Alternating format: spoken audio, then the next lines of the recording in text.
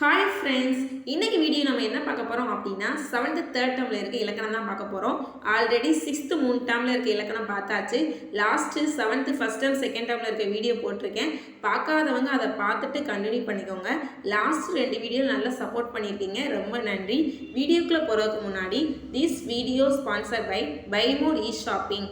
பைமோட் e shopping link கீழே டிஸ்கிரிப்ஷனில் கொடுத்துருக்கேன். உங்களுக்கு தேவைன்னா அதை டவுன்லோட் பண்ணி செக் பண்ணி பாருங்கள். பைமோடில் வீட்டுக்கு தேவையான அனைத்து ப்ராடக்ட்டும் இருக்குது. நாங்களும் வாங்கி ஷாப்பிங் பண்ணியிருக்கோம்.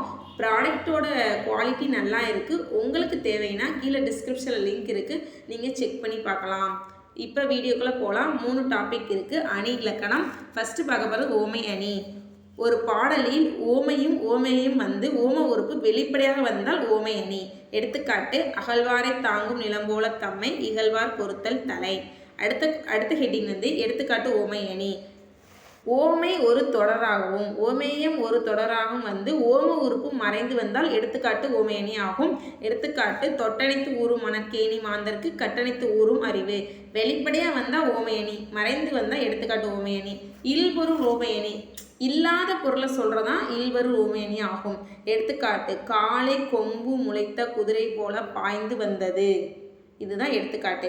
ஓகேவா? நெக்ஸ்ட் ஹெட்டிங் வந்து அணி இலக்கணம். அணி இலக்கணத்தில் வந்து உருவ அணி.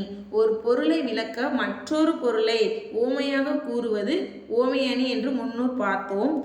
ஓமை வேறு ஊமிக்கப்படும் பொருள் வேறு என்று இல்லாமல் இரண்டும் ஒன்றே என்பது தோன்றும்படி கூறுவது உருவ அணி ஆகும்.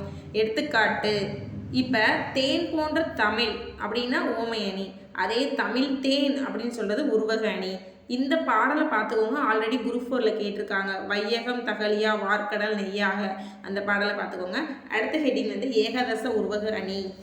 ஏகாதச உருவக அணினா இரு பொருட்களில் ஒன்றை மட்டும் உருவப்படுத்தி மற்றொன்றை உருவப்படுத்தாமல் விடுவது ஏகாதச உருவக அணி ஆகும். பெருமைக்கும் ஏனை சிறுமைக்கும் தத்தம் கருமை கட்டளைக்கல். அடுத்த ஹெட்டிங் வந்து ஆகுபெயர். ஆகுபெயர் அப்படின்னா ஒன்றன் பெயர் அதனை குறிக்காமல் அதனோடு தொடர்புடைய வேறு ஒன்றுக்கு ஆகி வருவது ஆகுபெயர் ஆகும்.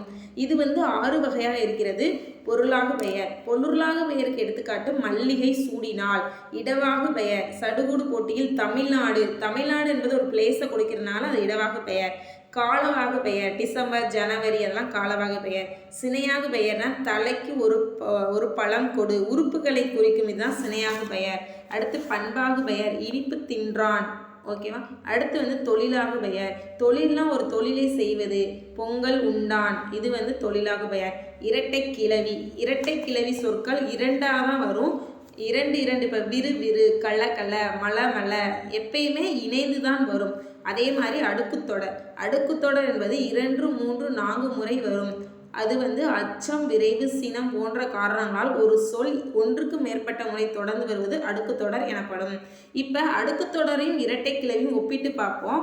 அடுக்குத்தொடரில் ஒரு சொல் 2 முதல் 4 முறை வரும்.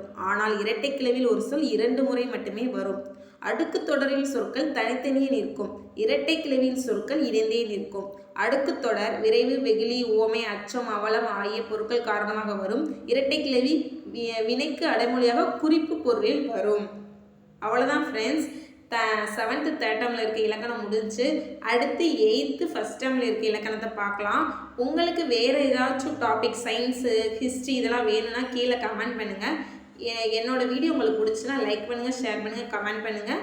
முக்கியமாக உங்கள் ஃப்ரெண்ட்ஸ் யாராச்சும் டிஎன்பிசி படிக்கிறாங்க, அவங்களுக்கு என்னோடய வீடியோவை ஷேர் பண்ணுங்கள். ஓகே, பாய்.